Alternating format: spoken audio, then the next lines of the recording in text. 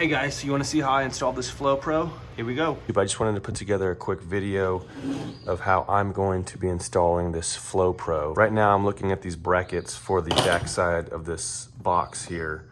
I've got one mounted already. Based on where I'm gonna install this on my trailer, I'm actually gonna put this next one kind of point out sideways here and down below as well. And then I believe I have some metal framing that I'll do the bottom one this way. And this one will actually just be, this one will be free. I might be do a zip tie or something just for some redundancy there.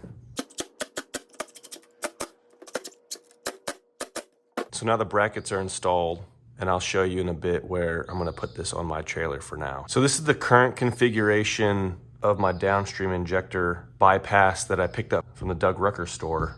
So I'm gonna disassemble this and put it together in a new configuration. And after you see it, I think you'll see it's a little bit better flow pattern. We got this idea from our friend Joe Deary at Powerful Improvements. You gotta check his channel out, it's linked below. All right, so here's the new configuration with the FlowPro ball valve in this box here. So if you can imagine, the pressure washer is coming right here. And when I'm on rinse mode, it'll go straight through the ball valve, my pressure hose here. When I'm on soak mode, ball valve will turn on, flow will go around the top here and out, or pick up the soap through the injector. I like this flow because it seems more direct for the rinse, straight shot. Also, I've attached some quick connects, so when this goes bad, I'll have some pre-assembled injectors. So let's undo these real quick. Place the whole system here. All right, so here is where I'm putting the box for now.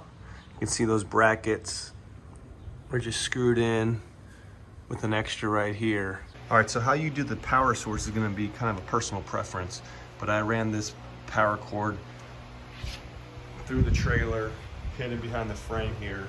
It comes through this hole and connects to this adapter here, which connects to the battery. And for now, I'll just keep it in this utility box here.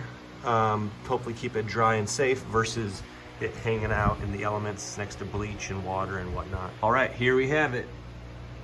Installed, turned on, press rinse.